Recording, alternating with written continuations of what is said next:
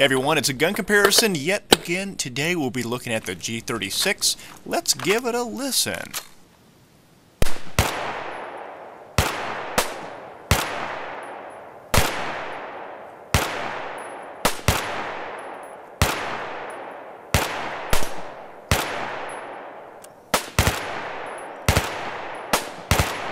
As you can tell, this G36 on the left is not the same as the G36 on the right.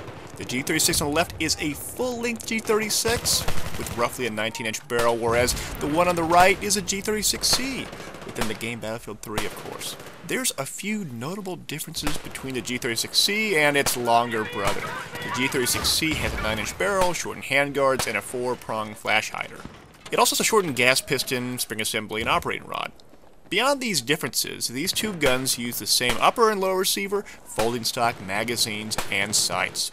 The G36 was developed in the late 90s and is used by many of the same countries that adopted previous HK rifles in the past, such as the G3 or the HK53 or HK33 series of intermediate caliber rifles. The G36 also marks the first time HK as a company produced a rifle using a short-stroke gas piston system as opposed to the roller-delayed blowback system common with the G3, HK53, MP5, so on and so forth. While HK got their feet wet with gas piston systems with this G36, it wasn't the last gas piston system they'd make. Years later, they built the HK416 and HK417, combining their G36 gas piston design with the proven AR-15 platform. And for those who remember Bad Company 2, there also was the XM8, which in of itself was a derivative of the original G36. It never was actually produced in mass numbers, only in prototypes. From a shooting perspective, the G36 is a very lightweight gun with very little perceived recoil. I'd imagine the G36C would have a bit more recoil given it's lighter and shorter. The G36 and G36C have different flash suppressors, but having both shot the birdcage style flash hider the G36 has and the 4-prong vertex flash hider the G36C has, neither do much for muzzle drift. I can say, however, that as a predominantly left-handed shooter, I really like the fact it has ambidextrous controls for everything. And I know in this video I'm not always shooting it left-handed, but I'll tell you that the controls are still pretty cool. There are not many rifles out there that offer fully ambidextrous controls, and most that do are relatively new offerings by companies like Remington with the ACR or FN with the SCAR. On to the gun in-game. The gun in-game isn't bad.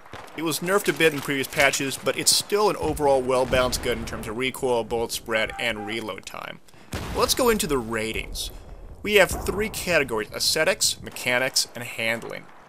On the aesthetics front, they did great. They got the same rail setup, same sights, it looks right. This is easy, it's 5 out of 5. Now on to the mechanics. It looks pretty good. The charging handle reciprocates and it has multiple firing modes, but here's the thing, they don't move the selector switch when they switch the modes. I have to deduct them for this one, 4 out of 5. Finally, handling. The reloads look good, but the developers really wanted to use that charging handle. Remember, the G36, like the M16, both have bolt hold open, so the user can use that bolt release button to make reloads faster. Nevertheless, using the reciprocating charging handle is still accurate. I give the handling 4 out of 5. Okay, add it all up, 13 out of 15, average it out, and that's 4 out of 5. Nice job, DICE. The gun's pretty accurate. So, that's the end of this episode. Until next time.